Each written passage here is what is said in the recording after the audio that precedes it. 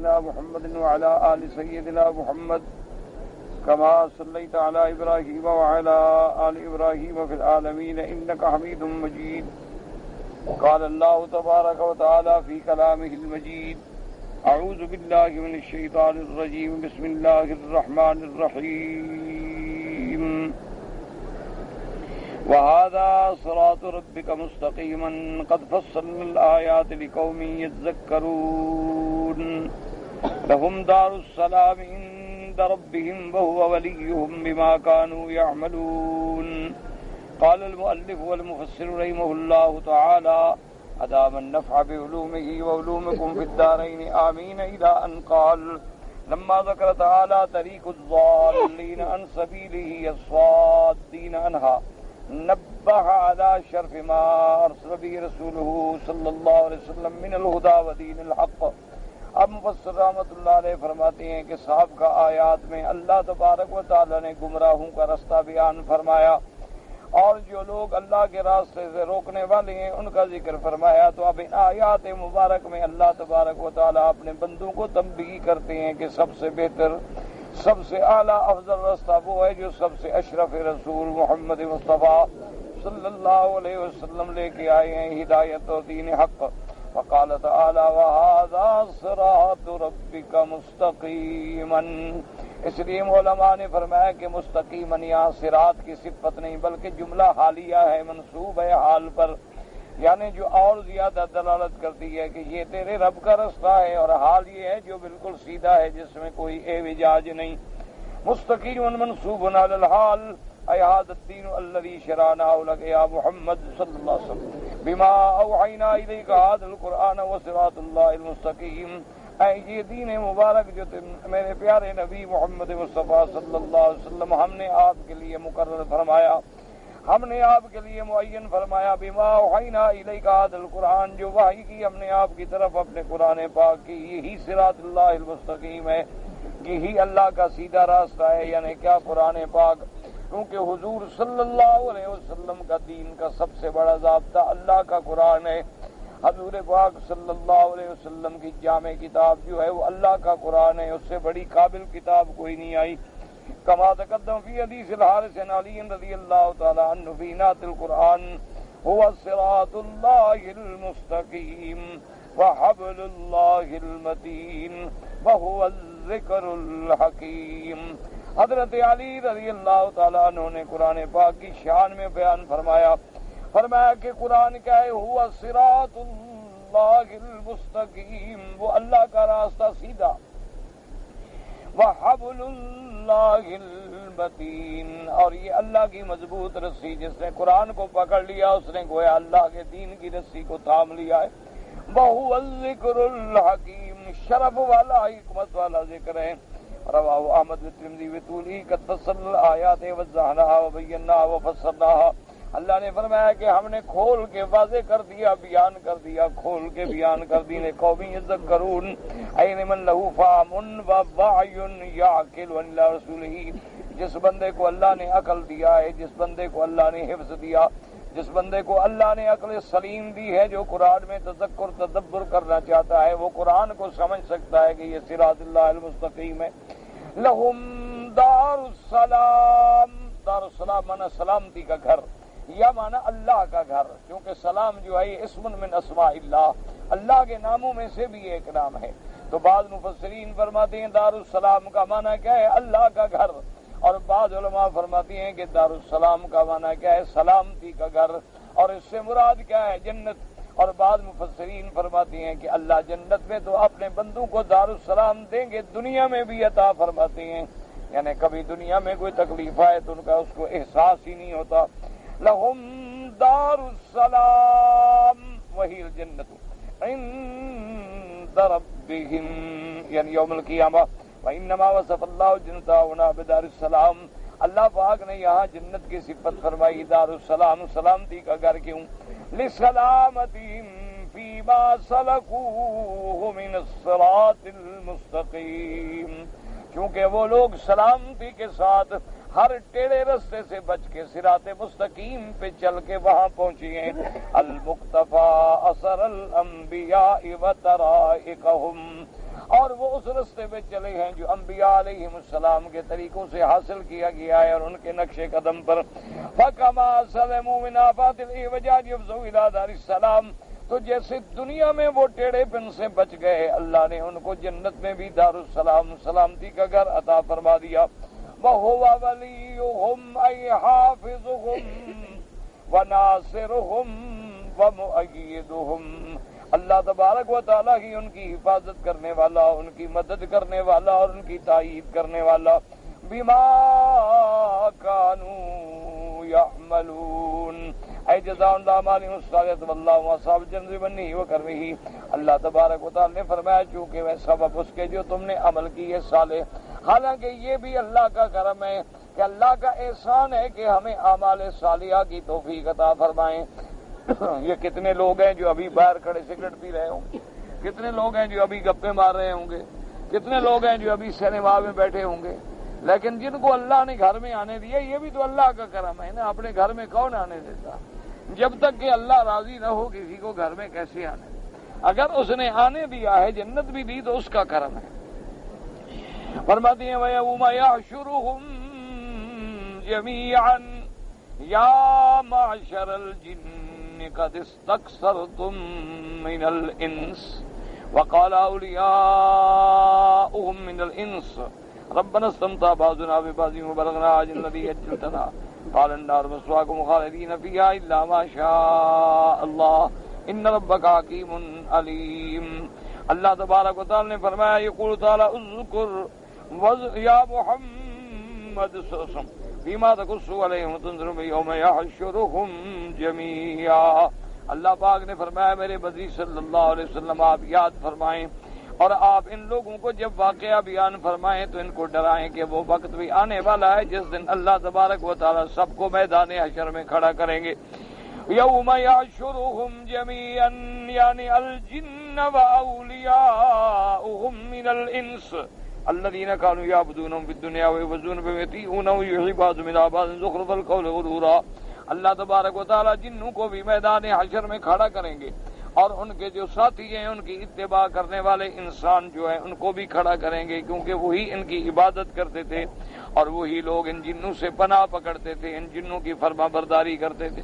وَيُوحِي بَعْضُهُمْ إِلَىٰ بَعْضٍ زُخْرُفَ الْقَوْلِ غُرُورًا. اور ایک دوسرے کو خفیہ طریقے سے دھوکہ دینے کے لیے بڑی ملمہ ساز باتیں پہنچایا کرتے تھے. اللہ نے فرمایا میرے محبوب صلی اللہ علیہ وسلم آپ امت کو ڈرائیں کہ اس دن کیا ہوگا جب میدان حشر میں جن بھی ہوں گے انس بھی ہوں گے، سب کو اللہ کی قیامت میں کھڑا کریں گے.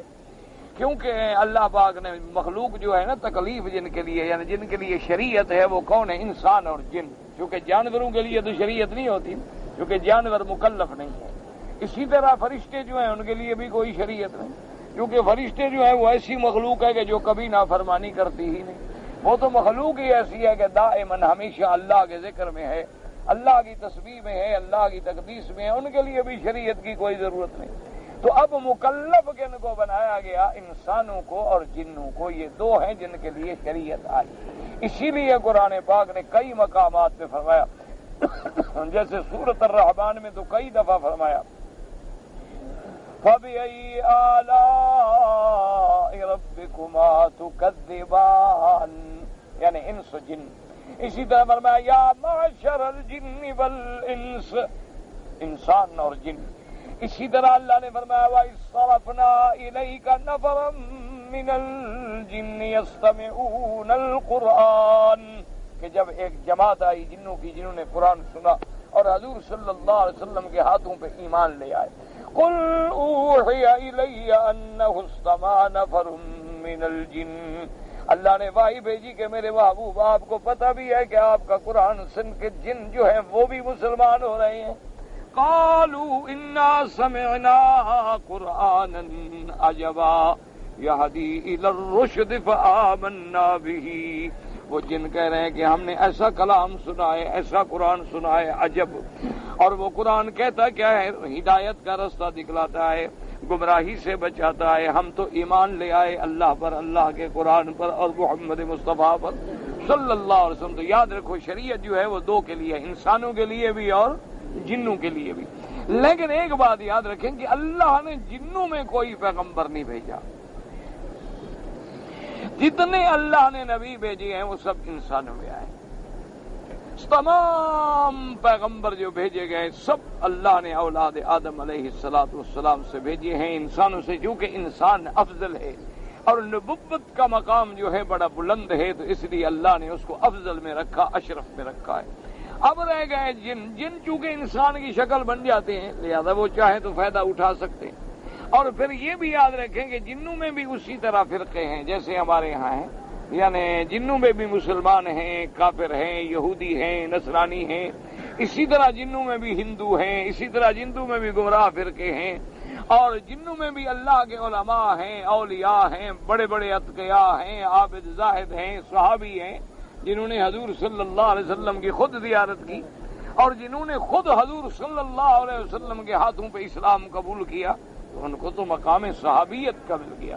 تو اس لیے جنوں میں بھی ہر قسم کی جماعتیں پائی جاتی ہیں، حتیٰ کہ بعض علماء نے کتابوں میں لکھا ہے کہ جنوں میں بھی روافض ہوتے ہیں، شیعہ ہوتے ہیں، جنوں میں بھی خوارج ہوتے ہیں، جنوں میں بھی فرق ضالہ نواسب ہوتے ہیں، کیونکہ وہ بھی تو بندوں سے سنتے ہیں نا، وہ بھی تو مدرسوں میں رہتے ہیں، طالب بن کے پڑھتے رہتے ہیں، ہمیں پتہ نہیں ہوتا کہ جن ہے یا انسان ہے، کیونکہ وہ تو انسان کی شکل میں ہوتے ہیں، پتہ لگتا نہیں کہ بھی جن ہے. کبھی کبھی بات ظاہر ہو جاتی ہے، کھل جاتی ہے، کوئی غصے میں آ گیا، کسی طالب سے کوئی شرارت کر دی تو اس کا راز کھل گیا، ورنہ تو 10 20 سال پڑھتے رہتے ہیں، پتہ بھی نہیں ہوتا. دور حدیث تک کتابیں پڑھ کے چلے جاتے ہیں، آدمی کو پتہ بھی نہیں ہوتا کہ یہ جن ہے. کبھی کبھی ایسا اتفاق ہوتا ہے کہ کسی حرکت سے ان کی بات ظاہر ہو جاتی ہے، اور پھر چونکہ وہ قرآن و حدیث پڑھ رہے ہوتے ہیں تو وہ شرارت بھی نہیں کرتے، اور جو ان میں یہودی ہوتے ہیں یا کافر ہوتے ہیں وہ شرارت کرتے ہیں، وہ نقصان پہنچاتے ہیں مسلمانوں کو. اور جو مسلمان جن ہیں وہ ان کا دفاع کرتے ہیں، مسلمانوں کی مدد کرتے ہیں، مسلمانوں کا ساتھ دیتے ہیں ہر دکھ میں سکھ میں. تو اس لیے اللہ تبارک و تعالی نے فرمایا کہ میرے محبوب صلی اللہ علیہ وسلم قیامت والے دن، یہ باقی جو لوگوں میں مشہور ہے نا جی کہ جن پکڑ لیتے ہیں، یہ ٹھیک ہے لیکن اکثر یہ جھوٹ ہوتا ہے. ایک بات ویسے جن پکڑ لیتے ہیں، جن نوجوان جو ہے وہ کسی عورت پر عاشق ہو جاتا ہے، کوئی جنی یا عورت جو ہے ہمارے کسی انسان مرد پر عاشق ہو جاتی ہے، پھر وہ اس کو تنگ کرتی ہے، ایسے حالات ہوتے ہیں، لیکن یہ واقعات بہت کم ہیں. یعنی مقصد ہے کہ سینکڑوں میں ہزاروں میں کوئی ایک آدھا قصہ ہوتا ہے، باقی جو ہے وہ سب بہانے ہوتے ہیں، سب مکر ہوتا ہے، فریب ہوتا ہے، اور کہ عورت ہے، جن ہو گیا، فنا ہو گیا، پورے خاندان کو تنگ کر دیا. اس کا کوئی مقصد ہوتا ہے کہیں شادی کرنا، یا جہاں آپ شادی کر رہے ہیں وہ نہیں کرنا چاہتی، تو اب کوئی شریک لڑکی جو ہے وہ کہہ تو نہیں سکتی کہ میں شادی نہیں کرتی، ان کا جن ہو گیا، تاکہ یہ خود پریشان ہوں گے، میری شادی نہیں کریں گے. یا چلو کم از کم کہیں کسی عالم بزرگ کے پاس لے جائیں گے تو ان کو میں کہوں گی کہ میری جان چھڑاؤ، یہ کہاں میری شادی کر رہے ہیں. تو یہ سب بہانے ہوتے ہیں. اور ایک بات یاد رکھیں کہ جن جو ہے وہ آگ سے پیدا ہوا ہے. ایک نشانی ہمیشہ یاد رکھیں تاکہ کسی چکر میں نہ آ جائیں. جن ہمیشہ آگ سے پیدا ہوا ہے اور بندہ خاک سے پیدا ہوا ہے. تو جس بندے کے ساتھ جن لگ جائے نا اس کا تو خون نچوڑ لیتا ہے، جیسے آگ کسی کو جلا دیتی ہے، وہ بندہ ایسے ہو جاتا ہے جیسے ٹی بی کا مریض ہو. اس بندے کی کیفیت ایسی ہوتی ہے کہ خون نہیں رہتا اس کے اندر. یہ تھوڑا ہوتا ہے کہ کھاتا ہو اور پیتا ہو اور جناب اور پھر کہ جن آتے ہیں، یہ سب مکر ہوتا ہے، یہ سب دھوکا ہوتا ہے. ورنہ جن تو آگ ہے، آگ جس کے قریب آئے گی تو آگ تو اس کو جلا دے گی. یہ تو اصولی سی بات ہے. اللہ تبارک و تعالیٰ معاف کرے، وہ تو برے حال میں ہوتی ہیں جن پہ جن ہوتا ہے. اللہ پاک معاف فرمائے. ان کے حالات جو ہیں وہ تو بڑے ناقابل برداشت ہوتے ہیں. اور جنوں کا علاج کیا ہے؟ اللہ کا قرآن. یاد رکھیں سب سے بڑا علاج کیا ہے؟ اللہ کا قرآن. کہ اللہ کے قرآن میں سورۃ فاتحہ ہے، آیت الکرسی ہے، آخری صورتیں ہیں قل اعوذ برب الفلق، قل اعوذ برب الناس، اسی طرح سورۃ البقرہ، اسی طرح سورۃ الجن. تو اللہ کا قرآن جو ہے یہ شفا ہے. وَنُنَزِّلُ مِنَ الْقُرْآنِ مَا هُوَ شِفَاءٌ. اللہ پاک نے قرآن جو ہے شفا بنا کے بھیجا ہے. اللہ نے قرآن جو ہے وہ ہدی اور نور بنا کے بھیجا ہے. اللہ نے قرآن جو ہے وہ رحمت بنا کے بھیجا ہے. تو ایسے لوگوں کا علاج جو ہے وہ اللہ کے قرآن سے کیا کریں کہ ان کو زیادہ سے زیادہ گھر میں سورۃ بقرہ پڑھیں. وہ نہ پڑھ سکے تم پڑھ لو، اور آخری صورتیں پڑھ لو، آیت الکرسی پڑھ لو، سورۃ فاتحہ پڑھ کے اس پہ دم کرو اور پانی پہ پڑھ کے اس کے اوپر ڈال دو تو اللہ پاک رحمت کرتے ہیں. اور اسی طرح ایک خط مبارک ہے احادیث میں، وہ بڑا مجرب ہے اس کام کے لیے. وہ حضور پاک نے خط لکھا تھا جنوں کو، تو وہ خط مبارک حدیث میں موجود ہے باقاعدہ. تو اس خط مبارک کا بھی الحمدللہ علماء نے یہ لکھا ہے کہ وہی حدیث مبارک جو ہے نا پوری، وہ لکھ کے آدمی گھر میں لگا دے، اس کو اللہ پاک کی رحمت سے جن بھاگ جاتے ہیں. کیونکہ حضور صلی اللہ علیہ وسلم کا خط مبارک ہے تو کوئی معمولی سی بات تو نہیں ہے نا، کہ اللہ کے نبی کا خط ہے، اللہ کے پیغمبر کا فرمان ہے، تو وہ جن پھر نہیں رہتے، جن بھاگ جاتے. مجھے یاد ہے ہم چھوٹے سے تھے، ایک جگہ گئے، والد صاحب رحمۃ اللہ علیہ زندہ تھے، تو والد صاحب کا کوئی شاگرد تھا، تو وہ آیا اور بڑا رویا. انہوں نے کہا حضرت ہم نے ایک مدرسہ بنایا ہے، اور آپ جانتے ہیں کہ ہم غریب لوگ ہیں، اور مدرسے کی امداد پھر پیسے والا تو کرتا نہیں، کرتا ہی غریب ہے. سرمایہ دار کو تو موقع نہیں ملتا نا مسجد مدرسوں کی امداد کرنے کا. وہ تو وہاں پیسے دیتے ہیں جہاں کوئی وزیر آ گیا، مشیر آ گیا، کوئی حکومت کا بندہ آ گیا، نمائندہ آ گیا، ابھی شہرت ہو جائے، کوئی الیکشن کا ٹکٹ لینا ہو تو 30 لاکھ بھی چندہ دے دیں گے، گھر کی مسجد گر رہی ہو تو 50,000 بھی نہیں لگائیں گے. ان کو اصل وجہ کیا ہے؟ وجہ یہ ہے کہ اللہ نے ان کو محروم کر دیا ہے، ان کا حرام پیسہ اپنے گھر میں لگانے نہیں دیتا. یہ نہیں کہ ان کی بہادری ہے، ان کا پیسہ چونکہ حرام ہے، وہ زنا پہ لگے گا، ڈاکے پہ لگے گا، قتل پہ لگے گا، مقدمات پہ لگے گا، الیکشن میں لگے گا، پجیرو اور لینڈ کروزر کے پیٹرولوں میں لگے گا، گن مینوں میں لگے گا، پارٹیوں میں، ہوٹلوں میں، موٹلوں میں خرچ ہوگا. اللہ کے دین میں لگ ہی نہیں سکتا، اللہ لگانے ہی نہیں دیتا، کہتے ہیں حرام ہے، لے جاؤ کسی حرام کی طرف جا کے لگاؤ. اس لیے آپ نے دیکھا نا آپ کے ملک کے بڑے بڑے لوگ آئیں گے مکے مدینے میں، کسی غریب آدمی کو یہاں ہونا ان کے علاقے کا مزدور، اس کے گھر میں بھی چلے جائیں گے، اور جی خدا کا گھر ہے جی، ہم نے 2 دن تو گزارنے ہیں، 8 دن ادھر ہیں اور 8 دن مدینے سے، کیا تکلف کرنا ہے. یعنی زمیندار، جگیردار، کروڑ پتی لوگ، ان کو پتا ہے کہ یہ غریب مزدور ہے، 800,000 ریال پہ نوکری کرتے، اسی کے گھر میں کھانا کھائیں گے، اسی کے گھر میں پڑے رہیں گے، اس کو زیر بار کریں گے. اللہ مکے مدینے میں خرچ ہی نہیں کرنے دیتا.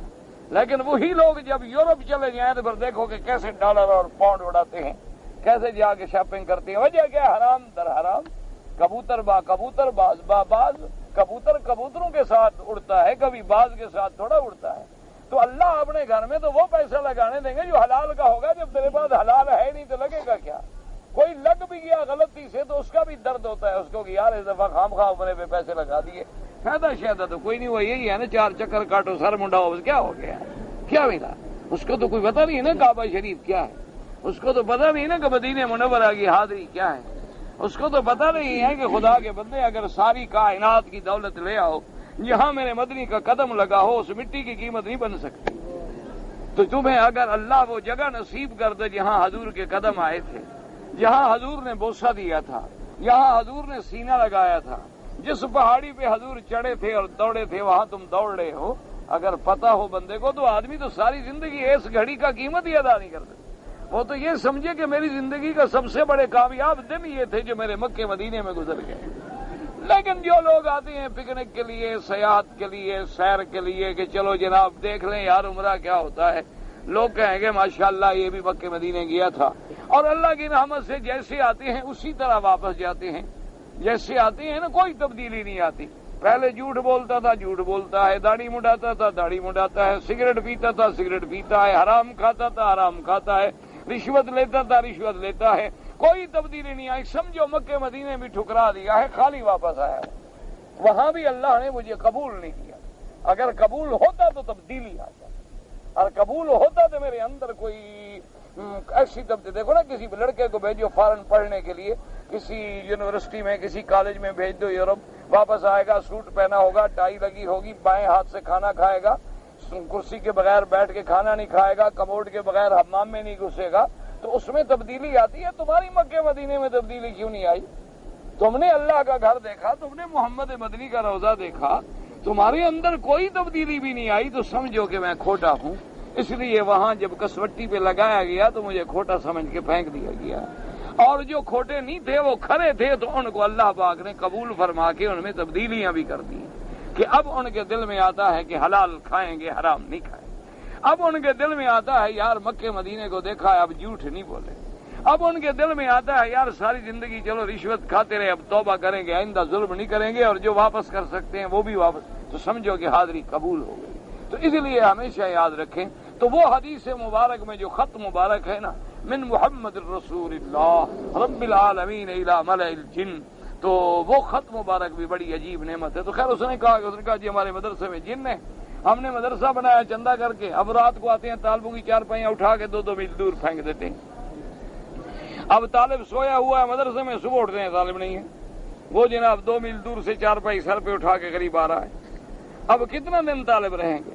رات کو روٹی رکھتے ہیں وہ کھا جاتے ہیں, سالن بچا ہوا رکھتے ہیں کہ صبح طالبوں کو ناشتے میں کھلا دیں گے, بیچاروں کو گرم کر کے, وہ اٹھتے ہیں سب کھا جاتے ہیں. تو اب کیا کریں؟ انہوں نے کہا جی بڑے بڑے عملے آئے, پیر فقیر, انہوں نے آ کے یہاں پڑھائی شڑائی بھی کی لیکن کوئی فائدہ نہیں ہوا. ہمارے استاد ہیں, انہوں نے کہا مجھے تو بابا ان چیزوں کا چکر شکر آتا نہیں, حدیث مبارک میں ایک خط ہے حضور کا, وہ لکھ کے کمرے میں لگا دو. تو کئی دنوں کے بعد پھر وہ ہمیں ملا تو ہم نے پوچھا کہ بھی کیا ہوا؟ اس نے کہا جناب ہمارا تو بس مسئلہ اسی دن اللہ نے حل کر دیا. بس ہم نے لکھ کے لگایا تو بس وہ جس لڑکوں کے جن تھا وہ دیکھ رہا تھا کہ آ رہے ہیں اور آ رہے ہیں, سب خط پڑھ رہے. اور اس کے بعد ان کا ایک بڑا سردار نے کہا نکل جاؤ سب یہاں سے, آئندہ آؤ گے تو میں تمہاری گردنیں توڑ دوں گا, اللہ کے نبی کا خط لگا ہوا ہے. تو اس نے کہا وہ دن اور آج کا دن ہمارے گھر سے ٹھیک ہو گیا, کوئی جن شد نہیں, کچھ نہیں, الحمدللہ. تو قرآن حدیث سے عمل کیا کرو. اللہ پاک کے نبی نے کوئی ایسی دعا نہیں جو نہ سکھلائی ہو, لیکن ہماری بدقسمتی ہے کہ پیر وظیفہ بتلا دے نا کوئی ایسے علم غلم جس کا نہ آگاہ ہو نہ پیچھا, وہ وظیفہ تو ہم کبھی نہیں چھوڑتے. اور جو وظیفہ ہمیں محمد الرسول اللہ صلی اللہ علیہ وسلم نے بتلایا ہو وہ ہمیں پڑھنے کی توفیق ہی نہیں ہوتی. اس کی وجہ کیا ہے؟ وہی زبان گندی ہے تو پاک لفظ کیسے آئے, اگر دل گندا ہے تو اندر حدیث کیسے داخل ہو, اگر ہمارے عقیدے گندے ہیں تو اندر شرک ہی جائے گا, اندر جو ہے توحید تو آ ہی نہیں سکتی. اسی طرح اگر بدعات سے ہم بھرے ہوئے ہیں تو پھر وظیفے بھی وہی پڑھیں گے کہ رات کو جناب کنویں پہ جانا ہے, پرانا کنواں ہو, قبرستان کے قریب ہو, رات اندھیری ہو, ایک ٹانگ پہ کھڑے ہو کے یہ وظیفہ پڑھنا ہے. اور تمہیں ڈر بھی ہوگا, چنگاریاں بھی نکلے گی. ویسے کسی کو ایک ٹانگ پہ کھڑا کروا ابھی چنگاریاں یہاں حرم میں بھی نکلنی شروع ہو گئی. یہ کون سا وظیفہ؟ ایک آدمی نے کہا جی ایک بزرگ ہیں ان کی خدمت میں جاؤ, بس ایسے ہاتھ رکھتے ہیں اور نور فوراً نور لاٹیں مارتا ہے. میں نے کہا ابھی تمہاری آنکھوں پہ میں ہاتھ رکھتا ہوں, ابھی نور لاٹیں مارے گا. تم رکھ دو, اپنی آنکھوں پہ ہاتھ رکھ لو, یا پہلے ایسے چنگاریاں لگیں گی پھر انشاءاللہ اندھے ہو جاؤ. اور کیا ہو جائے؟ کیا نور ہے, کیا قرآن؟ نور قرآن ہے, نور فرمان محمد مصطفیٰ. یاد رکھو اگر نور پکڑنا ہے تو قرآن سے دل لگا دو, اگر آخرت بنانی ہے نا تو پھر میرے محبوب کے دروازے پہ آ جاؤ. بس ایک چیز کا ایمان بنا لو کہ جس رستے سے صحابہ کامیاب ہوئے ہیں ہم بھی اسی سے کامیاب ہیں, اور رستہ ہے نہیں. اور کوئی لیڈر ہو, قائد ہو, پیر ہو, کوئی ہو, لاکھ رستے تجویز کرے, رستہ وہی ہے جو لے کے چلا محمد الرسول صلی اللہ علیہ وعلا آلہ واصحابہ وسلم تسلیما کثیرا کثیرا. تو قیامت والے دن اللہ جنوں کو بھی اور انسانوں کو بھی اکٹھا کھڑا کریں گے, اور اللہ فرمائیں گے ہاں جنوں تم نے دنیا میں تو بڑا انسانوں کو دھوکہ دیا نا, بتلاؤ اب کیا حال ہے. اس لیے فرماتے ہیں کہ قیامت والے دن جب کھڑے ہوں گے یا معشر الجن قد استکثرتم من الانس, تم نے بہت انسانوں کو گمراہ کیا. اے یقول یا معشر الجن وسیاق الکلام يدل على المحذوف ومعنى قول قد استكثرتم من الانس اي من نغوائهم واضلالهم.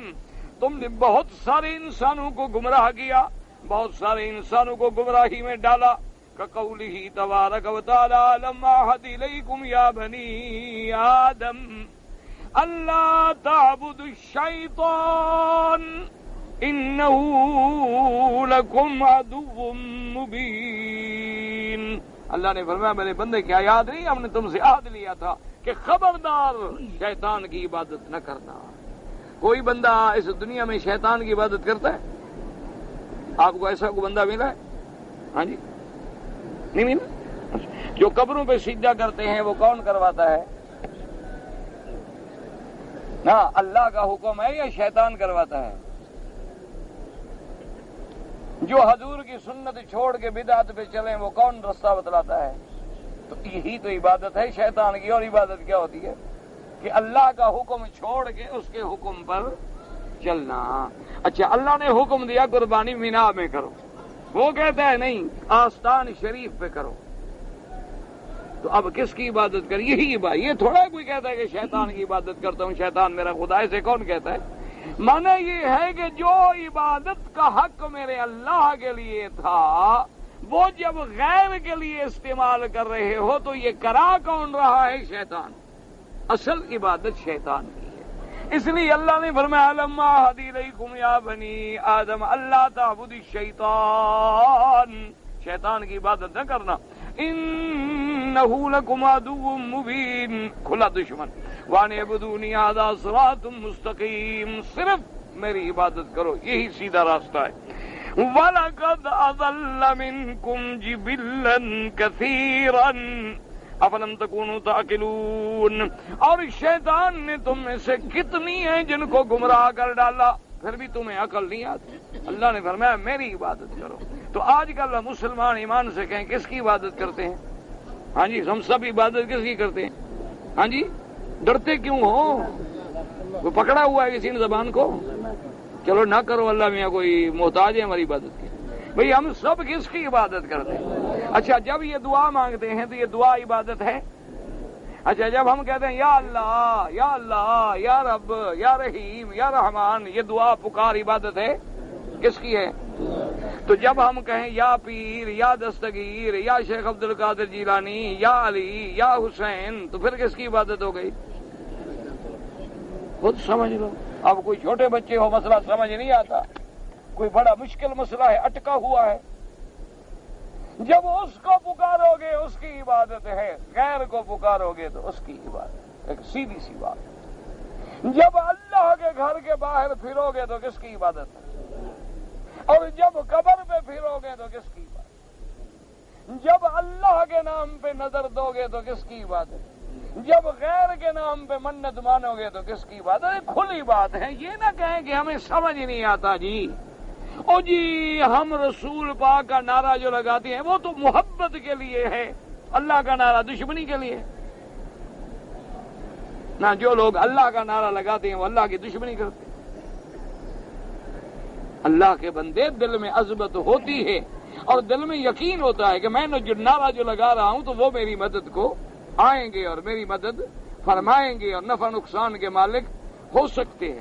دیکھو نا آپ کا پہلوان کشتی لڑنے کے لیے جاتا ہے، جب کپڑے اتار لیتا ہے پھر حضرت علی کو بلاتا ہے،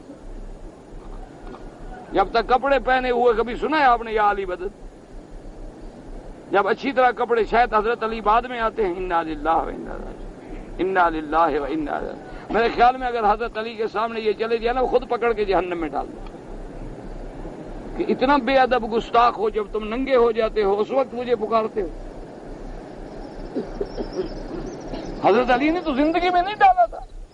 حضرت علی کو پتہ لگا کہ کچھ لوگ ہیں جو آپ کے بارے میں عقیدہ رکھتے ہیں کہ آپ خدا ہیں، آپ نے فرمایا پکڑ کے لے آؤ، پکڑ کے لے آؤ، فرمایا کیا عقیدہ ہے؟ انہوں نے کہا جی آپ خدا ہیں۔ آپ نے فرمایا اچھا ان کو قید کر دو، پانی بھی نہ دو، روٹی بھی نہ دو، کچھ نہ دو، پڑے رہیں جیل میں، پڑے رہے جناب۔ 24 گھنٹے کے بعد نکالا، پھر فرمایا پوچھا بتاؤ اب کیا حال ہے، کیا عقیدہ ہے؟ انہوں نے کہا جی آپ خدا ہیں۔ اللہ پاک جو ہے وہ آپ میں علول کر گئے ہیں، اب آپ مولا ہیں، مشکل کشا ہیں، حاجت روا ہیں۔ آپ نے فرمایا اچھا پھر قید کر دو۔ 2 دن کے بعد پھر نکالا بدبختوں کو، پوچھا کیا حال ہے؟ انہوں نے کہا جی آپ خدا ہیں۔ آپ نے اپنے غلام کمبر کو حکم دیا کہ ان کو ٹکڑے ٹکڑے کر کے آگ جلاؤ اور پھر ان کو آگ میں جلا دو۔ جب جانے لگے حضرت علی نے فرمایا اتنی ڈر جائیں، توبہ کر جائیں، جان چھوٹے توبہ کریں، اچھا آگے چھوڑ دوں میں ان کو۔ حضرت علی نے فرمایا اچھا ان کو 1 منٹ پھر لیا، ہاں بھائی اب کیا عقیدہ ہے؟ انہوں نے کہا جی اب تو پکا یقین ہو گیا آپ خدا ہیں۔ پہلے کچھ تھا ڈھل مل، انہوں نے کہا دیکھو جی جہنم کا عذاب خدا دیتا ہے، آپ نے بھی تو ہمارے لیے آگ تجویز کی ہے نا، تو آپ خدا تو ہوئے نا۔ فرمائیں اب کوئی علاج ہے؟ حضرت نے کہا جلا دو، جل گئے، مر گئے، رہے اسی عقیدے پہ۔ جب آدمی بھٹک جاتا ہے نا، جب تک اللہ نہ پھیرے نہیں پڑتا۔ اللہ کا پیغمبر بھی کہہ دیتا ہے کہ میرے ہاتھ میں ہدایت نہیں، تیری مرضی ہے، تو چاہے ہدایت دے دے اور چاہے ہدایت۔ اس لیے دعا کیا کریں کہ اللہ ہمارے حال پہ رحم کرے۔ ویسے تو ہم سب مسلمان ہیں، نماز اللہ کی پڑھیں، اللہ اکبر اور اس میں کہہ رہے ہیں ایاک نعبد و ایاک نستعین. جب سلام پھرے اللہ سیاں پیرانے پیر دا واسطہ ہی شہباز کلندر دا صدقہ، اس سے بڑا شرک کیا ہوتا ہے؟ اور کیا شرک ہے؟ نماز ابھی خدا کی پڑھی ہے، ایاک نعبد و ایاک نستعین پڑھا، ابھی بعد میں تو شہباز کلندر یاد آ گیا. اور کیا ہوتا ہے؟ شرک کو کچھ سینگ لگے ہوتے ہیں، ان کے کچھ دم شم نکل آتی ہے مشرک کی. یاد رکھو یہی شرک ہے کہ جب اللہ کو براہ راست نہ پکارو اور غیر کا سہارا پکڑو کہ ہماری سنتا نہیں اور ان کی موڑ سکتا نہیں، یعنی ان سے ڈرتا ہے.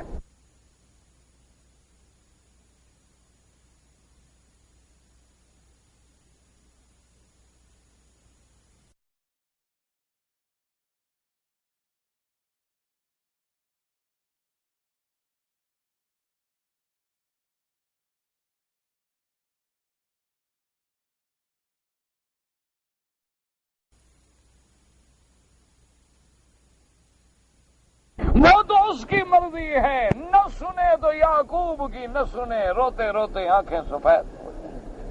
اس کی مرضی، وہ اس کی مرضی ہے کہ نہ سنے تو ایوب کی نہ سنے کہ سارے بدن میں بیماری ہو جائے، تکلیف ہو جائے، حکومت چھن جائے، بچے چھن جائیں، اولادیں چھن جائیں، آپ کو گھر سے، ملک سے، بستی سے بھی باہر بیٹھنا پڑے، بیٹھے اللہ کے دروازے پہ بیٹھے ہیں، رو رہے ہیں. وَأَيُّوبَ إِذْ نَادَىٰ رَبَّهُ أَنِّي مَسَّنِيَ الضُّرُّ وَأَنتَ أَرْحَمُ الرَّاحِمِينَ. مولا مجھے تکلیفوں نے پکڑ لیا ہے اور تیرے سوا کوئی نہیں کھول سکتا.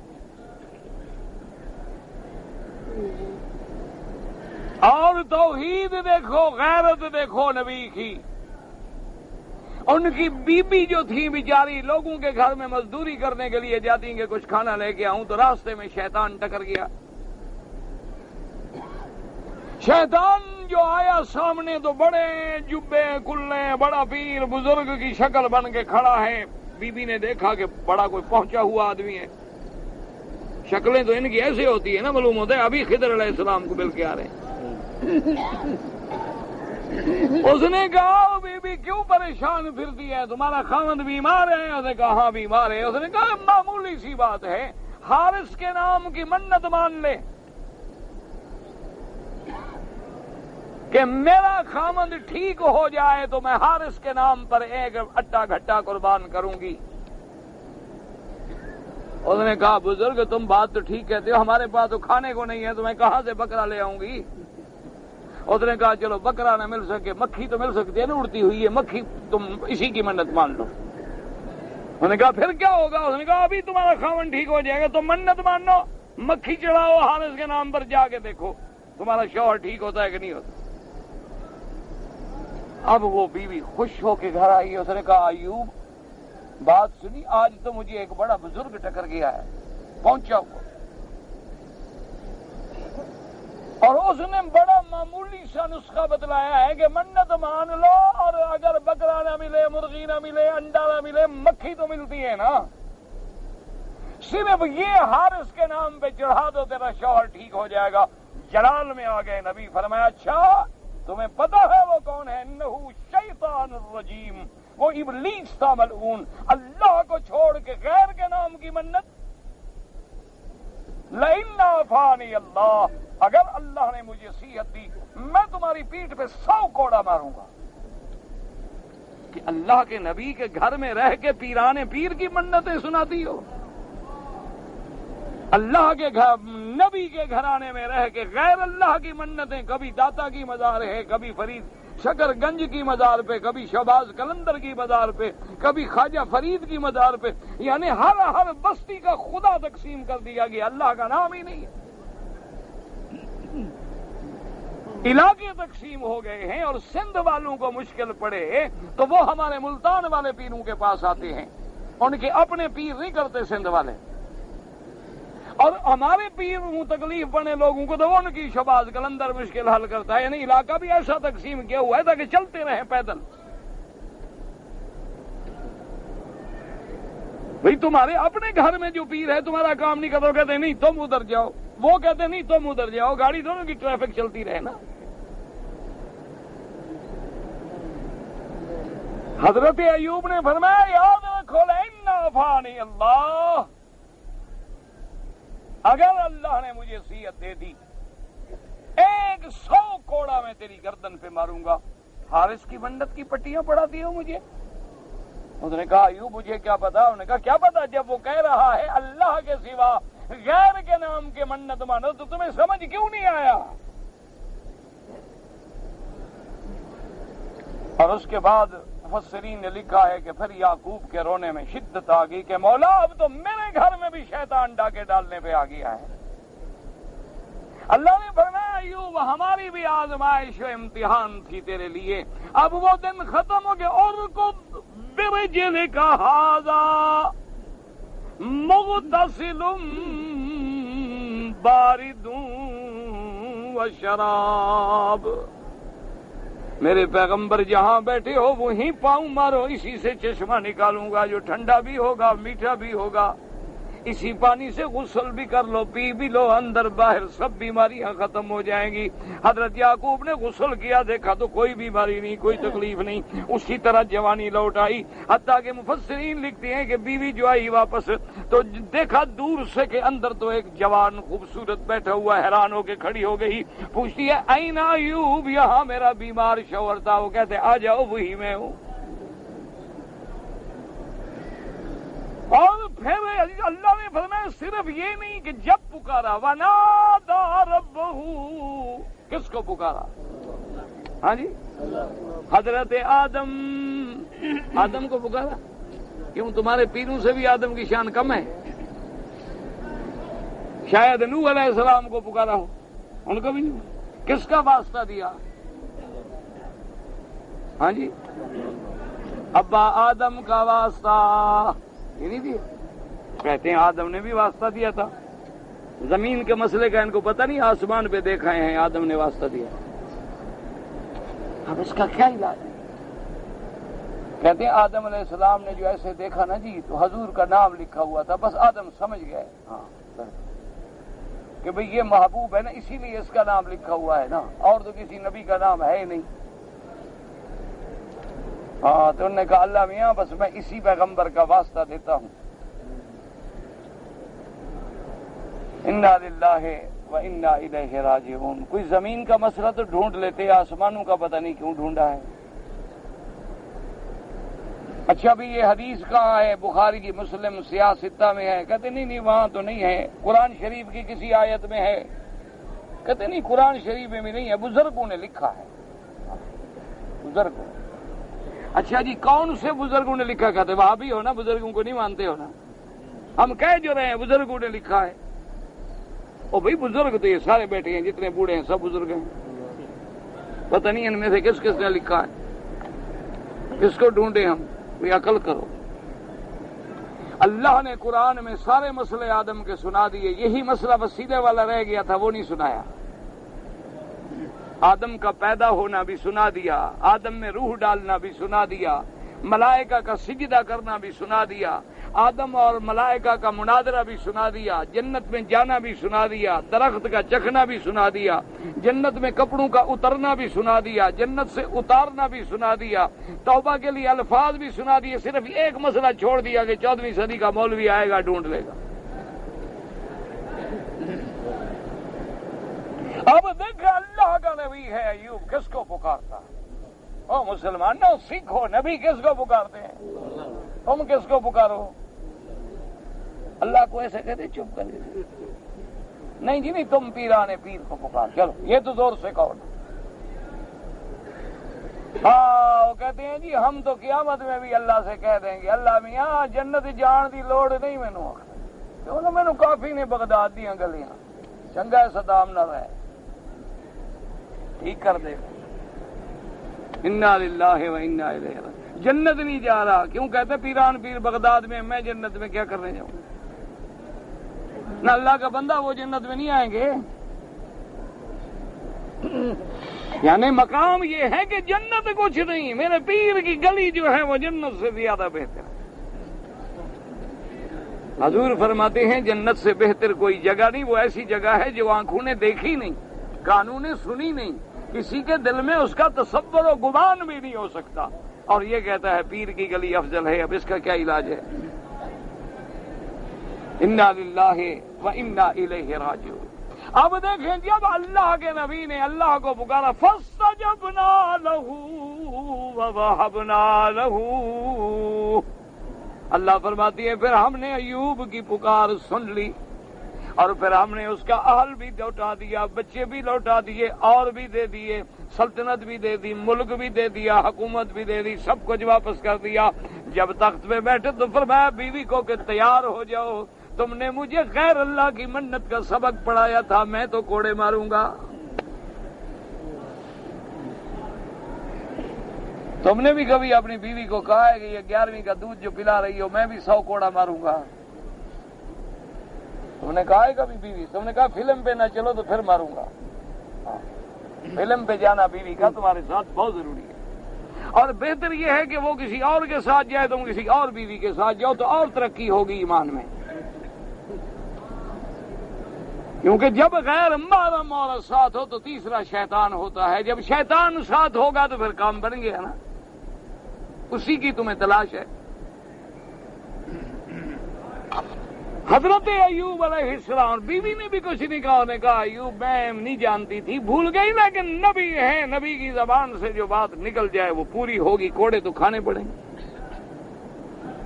اللہ تبارک و تعالیٰ نے حکم دیا جبریل جاؤ، میرا پیغمبر ہے، وہ میری توحید کے مسئلے میں کوئی نرمی نہیں کر سکتا، ہر مسئلے پہ سلو ہو سکتی ہے، یاد رکھو توحید کے مسئلے پہ سلو نہیں ہو سکتی، اس میں کوئی نرمی نہیں، کوئی بگڑے، کوئی راضی ہو، کوئی ناراض ہو جائے۔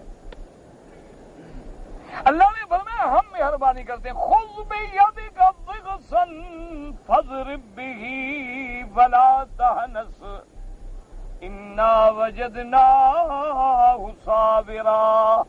اللہ نے فرمایا جبریل جلدی جاؤ، میرا نبی توحید کا مسئلہ ہے، اگر بی بی کو 100 کوڑا لگا بی بی تو ختم ہو جائے گی، آپ جلدی جائیں، کہہ دے کہ رب راضی ہو گیا۔ اس نے فرمایا ایوب ہم تجھے بھی سچا کرتے ہیں لیکن اپنی بندی کو بھی بچاتے ہیں، آپ کھجور کا گوشہ توڑ لیں جس میں 100 شاخیں ہوں، ایک دفعہ مار لو قسم پوری ہو گئی، بس تم نے 100 کوڑا ہی مارنا ہے، بس مار لو ختم ہو گیا۔ ہم جو راضی ہیں انا وجدناہ صابرا، ہم نے تیری بیوی کو بڑا صبر والا پایا کہ ہر دکھ سکھ میں اس نے نبی کا ساتھ نہیں چھوڑا، اگر غلطی ہو گئی ہے تو معاف کر دو لیکن تم اپنی قسم بھی پوری کر لو۔ اللہ تبارک و تعالی نے تو اس لیے یاد رکھیں کہ کس کو پکارا جاتا ہے؟ اسی کو۔ جب کوئی غیر کو پکارتا ہے تو شیطان کے حکم پہ پکارتا ہے۔ تم نماز پڑھ رہے ہو اللہ کے حکم سے، اگر نماز توڑو حرکت کرو شیطانی کرو، کس کے حکم سے؟ شیطان کے حکم سے۔ تو جب اللہ کو چھوڑ کے اس کا کہنا مانو گے تو یہ اس کی عبادت ہے۔ اس لیے اللہ نے فرمایا الم اعہد الیکم یا بنی آدم اللہ تعبدوا الشیطان انہ لکم عدو مبین، تمہارا کھلا دشمن، وَأَنِ اعْبُدُونِی ھَذَا صِرَاطٌ مُسْتَقِیمٌ وَلَقَدْ أَضَلَّ مِنْکُمْ جِبِلًّا کَثِیرًا أَفَلَمْ تَکُونُوا تَعْقِلُونَ۔ اللہ ہمیں بھی آپ کو بھی شیطان کے حملوں سے بچائے۔ اگر ریاض سے کوئی آدمی مکہ آیا ہے، اب ایک دن کے لیے وہ کسی کام سے جدہ جانا چاہتا ہے تو واپسی پر احرام باندھنا ضروری نہیں ہے، کیونکہ جدہ جو ہے وہ میقات کے اندر ہے، میقات کے باہر نہیں۔ میقات ہے یلملم، ادھر میقات ہے جحفہ، جدہ جو ہے یہ اندر ہے۔ اگر تم جدے سے عمرہ کرنا چاہو تو احرام باندھ کے کر سکتے ہو، لیکن ضروری نہیں کہ جو بندہ جدہ جائے واپس احرام باندھ کے آئے۔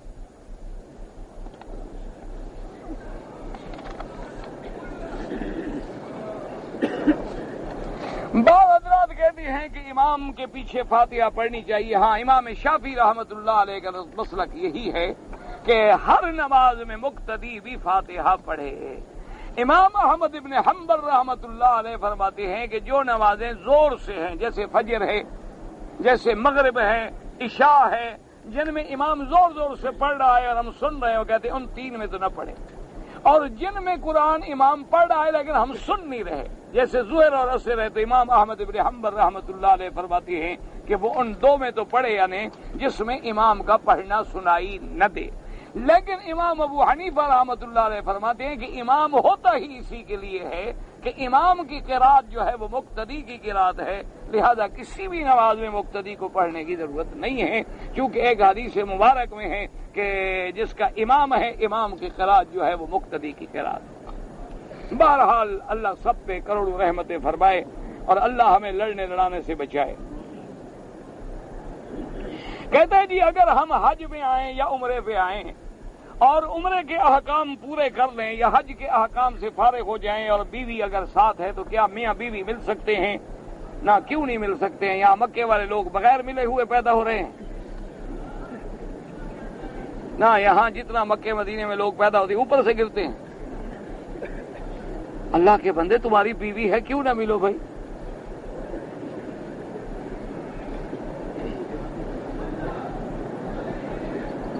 عورت سونا کے جو جھولی پتہ نہیں کیا پہنتی ہے، عورت جو زیور بھی پہنے سونے کا چاندی کا سب جائز ہے۔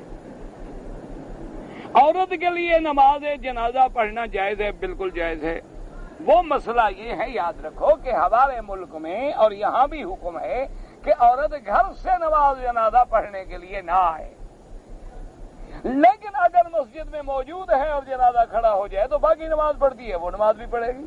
یعنی جنازے کے لیے عورتوں کو آنے کا حکم نہیں ہے۔ ہمارے ملکوں میں چونکہ عورتیں نہیں آتی لہذا جنازہ نہیں، لیکن پہلے موجود بیٹھی ہے اور جنازہ آ گیا ہے تو پڑھا جائے گا۔ اگر ایک آدمی ہے قرآن شریف پڑھا ہوا نہیں ہے لیکن اس کو صرف ایک سورت قرآن شریف کی یاد ہے، بالکل اسی کو پڑھتا رہے، اس کی نماز ہوگی انشاءاللہ، کوئی مسئلہ نہیں۔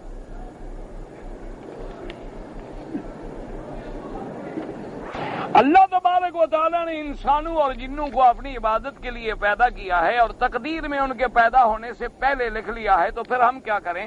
تقدیر میں اس لیے لکھ لیا ہے کہ اللہ کو پتا تھا کہ تم کیا کرو گے اپنی مرضی سے، تمہارے کرنے کا اس کو علم ہے کہ تم کیا کرو گے، یہ کیا کرے گا، یہ کیا کرے گا، یہ کیا، اس نے پہلے لکھ دیا۔ ورنہ کرو گے تو تم اپنے منشے سے نا، ابھی تم کھڑے ہو، حرم سے نکل جاؤ یا کھڑے رہو، تمہارے اپنے منشے میں، تمہیں کسی نے پکڑا ہوا ہے۔ کھانے کے بعد اگر ڈکار آئے تو وہی لا حول ولا قوت، کیونکہ یہ اچھی علامت نہیں ہوتی۔ جو لوگ غلط قسم کے تعویذ نکالتے ہیں اور تعویذ دیتے ہیں کہ آدمی بیمار ہو جاتا ہے، سب جھوٹ ہے۔ تمہارا سائیکولوجیکل طور پر، نفسیاتی طور پر تمہیں متاثر کر دیتے ہیں، ہپنوٹائز کر دیتے ہیں، ورنہ تعویذوں سے کوئی بیمار نہیں ہوتا۔ ان کو کہو یہ تعویذ لکھیں، یہودی سارے مر جائیں، نہ یہ وہ بیمار نہیں ہوتے، ہندو بیمار نہیں ہوتا، کافر ان کے تعویذ سے بیمار نہیں ہوتا، سکھ نہیں ہوتا، صرف مسلمانوں پہ چلتا ہے۔ سب دھوکھا ہے نفسیاتی طور پر۔ جیسے تم رات کو آ رہے ہو نا، آگے کوئی چیز ایسے خیال ہے جی ہاں بلا ہے، کئی دفعہ بندے گر جاتے ہیں ڈر کے مارے، آگے کچھ بھی نہیں ہوتا۔ یہ تمہارے دماغوں میں پہلے تسلط کرتے ہیں کہ جی تم پر کسی نے تعویذ کیا ہے اور تمہارے گھر میں دفن ہے، اور تعویذ کرنے والی بھی کوئی عورت معلوم ہوتی ہے۔ اچھا یہاں تمہاری شادی ہوئی ہے، اس سے پہلے تمہاری شادی کسی اور جگہ ہو رہی تھی بھلا؟ اس نے کہا کہ نہیں۔ اچھا تمہاری جو بیوی ہے اس کی شادی کی؟ اس نے کہا ہاں اس کا رشتہ، ہاں دیکھا نا وہی کر رہے ہیں، دیکھنا باہر نکل آئی۔ اب کیا ہوگا؟ اس نے کہا جناب اب یہ ہوگا کہ 2 بکرے ہوں، 2 دمبے ہوں، 2 مرغے ہوں، اتنا زعفران ہو، اتنا عنبر ہو، پھر اتنی رات ہم محنت کریں گے، پھر تمہارے گھر سے جا کے تعویذ نکالیں گے۔ وہ خود ہی دفن کرتا ہے، خود ہی نکالتا ہے الو کا پٹا، کوئی تعویذ نہیں۔ ان کو کہو جی تمہارا تعویذ میں مانتا ہوں، یہاں بیٹھ کے لکھو ایک یہودی مر جائے، جو مرضی آئے پھر مجھ سے ہی نام لے لو۔ ان سے کافر بھی کوئی نہیں مرتا، شیطان بھی نہیں مرتا، سب ہمیں تنگ کرنے کے لیے۔ ٹیلی ویژن ہے ٹھیک نہیں ہے، بیوی اپنے شوہر کا نام لے کے پکار سکتی ہے، کیوں نہیں پکار سکتی؟ کوئی بے ادبی ہو رہی ہے؟ عجیب بات، نام لے تو بے ادبی ہو جاتی ہے، باقی جو کام کرے اس میں بے ادبی نہیں ہوتی۔ صرف شوہر کا نام لے لے، کیا پکارے؟ اب فلانے کے ابا، تو ابھی بچہ پیدا نہیں ہوا تو پھر کیا کرے؟ فلانے کے بیٹا. یہ کیا شرم ہے؟ شرم وہ ہے جو قرآن سنت کے مطابق. حضور کی بیویاں نہیں کہتی تھی یا محمد یا رسول اللہ. تعزیت کے لیے کسی کے گھر جائیں تو ہاتھ اٹھانا کوئی ضروری نہیں، بس عزم اللہ اجرکم دعا کر دو، اللہ مغفرت کرے، اللہ صبر عطا فرمائے. اگر ٹی وی پر کوئی قرآن و حدیث کا درس ہو تو وہ سن سکتے ہیں.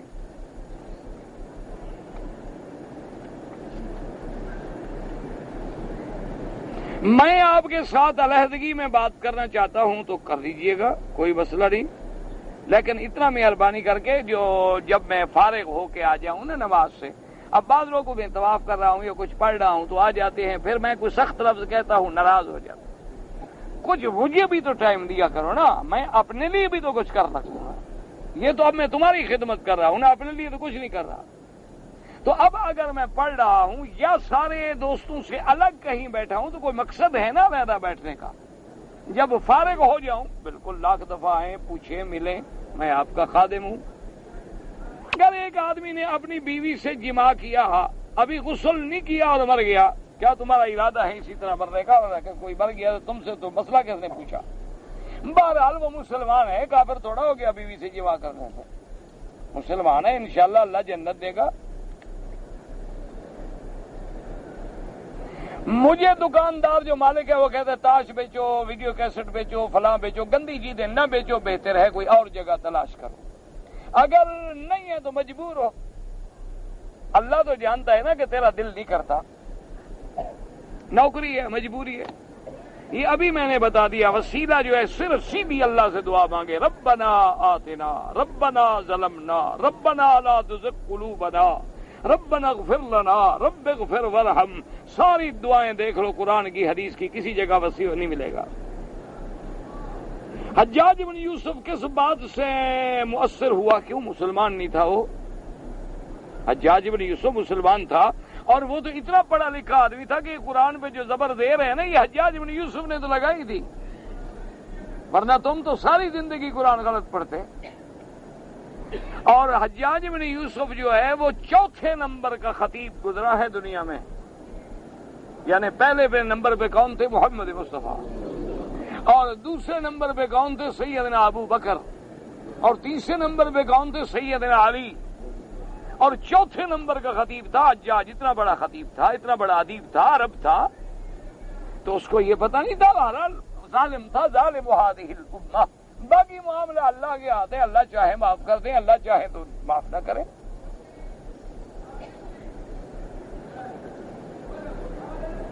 آدمی نے غسل کر کے احرام باندھ لیا، کپڑے سے سر کو صاف کیا، کچھ بھی نہیں ہوتا. سفر میں فرض جو ہیں وہ 4 کے بجائے 2 پڑھیں گے، باقی سنت نفل تو ہے ہی معاف. اگر کوئی اپنے منشے سے پڑھے تو سنت نفل پوری پڑھے گا، کیونکہ اللہ نے تو معاف کر دی ہے نا. اب تم خود پڑھنا چاہتے ہو تو پھر پوری پڑھو. اب ہمارے ساتھ ایک کافر ہے، غیر مسلم ہے، جو کام کرتا ہے کمپنی میں، اس کے ساتھ کھانا جائز ہے؟ بالکل جائز ہے.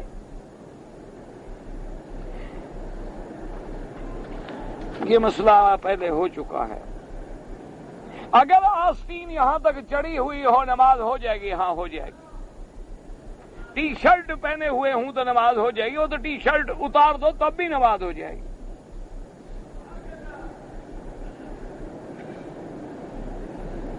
یہ لوگ جب مکان بنانا شروع کرتے ہیں تو مٹھائی تقسیم کرتے ہیں، مسئلہ کوئی نہیں، کوئی مسئلہ نہیں. ویسے خیرات کرے اللہ کے نام پہ، اس کی مرضی ہے.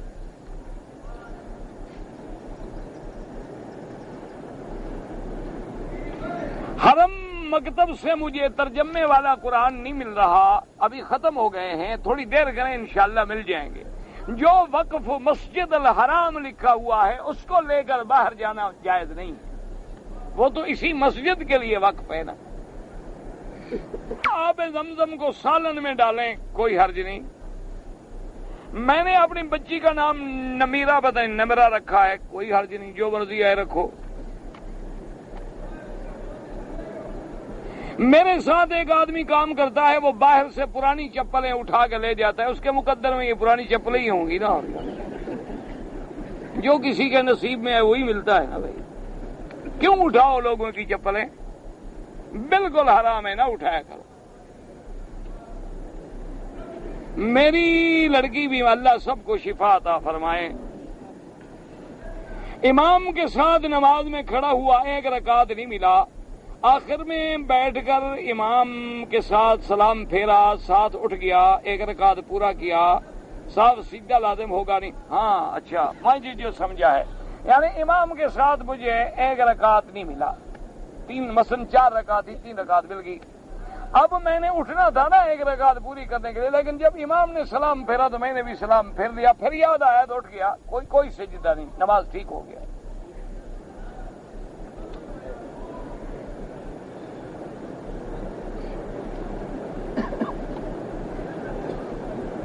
میری بیٹی نے حفظ کیا ہے، حفظ کے بعد اور بیچاری کا سبق سنانا چاہتی ہیں، استانی چلی گئی ہیں، تو بہرحال خود قرآن دہراتی رہیں، یا کوئی ایسا مدرسہ ہو جہاں لڑکیاں پڑھانے والی ہوں، استانیاں پڑھانے والی تو بھیجیں، جن مدرسوں میں اخلاط اور یعنی مخلوط تعلیم ہوتی ہے وہاں اپنی بیٹیوں کو کبھی نہ بھیجیں۔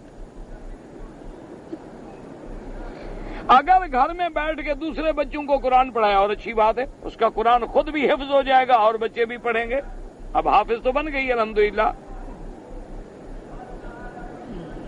چاند جو مسجد پہ رہے میناروں پہ لگاتے ہیں، کوئی شریعت میں نہیں، نہ قرآن میں نہ حدیث میں، رواج ہے۔ اندھے آدمی کو بھی امام بنایا جا سکتا ہے، ہاں بالکل بنایا جا سکتا ہے۔ حضور پاک نے اپنے مصلی پہ حضرت عبداللہ ابن ام مکتوم جو نابینا تھے ان کو امام بنایا تھا۔ بس فقہا اتنا لکھتے ہیں کہ یہ دیکھ لو کہ وہ نابینا قاری ہے، عالم ہے، اور وہ صاف ستھرا رہتا ہے، باہر ہوتے ہیں نا بالکل اللہ معاف کرے صاف ستھرے نہیں رہتے، پاکی پلیدی کا بھی خیال نہیں کرتے، تو ایسے بندے کو تو نہ بنائیں، لیکن وہ صاف ستھرا رہتا ہے، قاری ہے، عالم ہے۔ بلکہ ہمارے تو ساتھی تھے بیچارے فوت ہو گئے، اللہ ان کی قبر پہ رحمت فرمائے، ہمارے مدرسے میں استاد تھے، اتنا بڑے حافظ تھے، قاری تھے ماشاءاللہ، قاری غلام یاسین ان کا نام تھا، ایک رات میں قرآن ختم کرتے تھے ماشاءاللہ، اللہ تبارک اور اتنا صاف ستھرا رہتے تھے نا ماشاءاللہ، اور گھڑی جناب بالکل 3 4 گھڑیاں رکھی ہوتی تھی، اور ہم جب ٹائم پوچھتے تو ہم آنکھوں والے غلطی کرتے، وہ بغیر آنکھوں کے غلطی نہیں کرتے، سیکنڈ بھی فرق نہیں آتا۔ ہمارے استاد مدرسے میں تھے، پڑھاتے رہے ہم، 20 سال ہمارے پاس رہے، ایک دن دو، اچھا بالکل کی خدا کی شان ہے، کپڑے جب نکالتے نا کہتے ہاں یہ نیلے رنگ کا ہے بھائی، اچھا یہ سفید ہے، اور بالکل نابینا تھے، یہ نہیں کہ کوئی تھوڑا بہت بھی نظر آتا، کچھ نہیں، اچھا، اور مدرسے سے سیدھا مسجد بغیر لکڑی کے ایسے جاتے تھے جیسے آنکھوں والا آدمی جا رہا ہو، سیدھا بالکل سیدھا، مجالے کہیں ٹھوکر لگے، کہیں بھول جائیں، دروازہ ادھر ادھر ہو جائے، کیونکہ اللہ آنکھیں لے لیتا ہے تو دماغ مضبوط کر دیتا ہے۔ قرآن کریم پڑھتے ہوئے عصر کے بعد کوئی سجدہ آ جائے تلاوت کا، احناف کے نزدیک مغرب کے بعد کر لے، قوالی کرنا جو ہے جائز ہے، حرام ہے، بالکل حرام ہے۔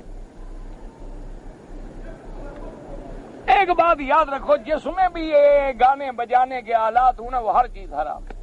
گانے بجانے کے آلات کے بغیر کوئی حضور کی نعت پڑھے تو جائز، لیکن تبلے پہ نعت پڑھی جائے، نعت نبی کی پڑھ تبلے پہ رہا ہے، یہ نعت نہیں ہے کہ ادھر شیطان کو بھی راضی کر رہا ہے ادھر رحمان کو بھی راضی کر رہا ہے۔ جی منی سے عمرہ کرنے کے لیے آیا، احرام جدہ ایئرپورٹ پر باندھا، احرام کی وجہ یہ نہیں دم بڑھ گیا، دم یہاں دیں گے پاکستان میں نہیں، دم مکے کی سرزمین حرم میں دیں گے، ایک بکری غریبوں کو کھلائیں۔ پیچھے جب ہم ثنا پڑھتے ہیں، رکوع میں پڑھتے ہیں، سجدے میں پڑھتے ہیں، تشہد پڑھتے ہیں، پر گزر کے نہ آیا کرے، ہاں بالکل نہ گزرا کرے، منع ہے۔ جس کو رکوع مل گیا اس کو رکعت مل گئی، بالکل صحیح حدیث ابی داؤد میں ہے۔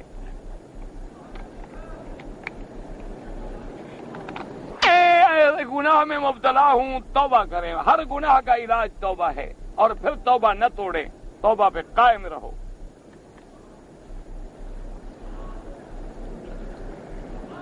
اگر عورت کا شوہر لاپتہ ہو جائے اور وہ دوسری شادی کرنا چاہے تو قاضی کو درخواست دے محکمے میں، وہ باقاعدہ اخباروں میں اعلان کریں گے، باقاعدہ کوشش کریں گے ڈھونڈنے کی، اگر نہیں ملے گا تو قاضی اس کو اجازت دے گا نکاح کے فسخ کی اور دوسرے نکاح کرنے کی، وہ خود نہیں کر سکتی۔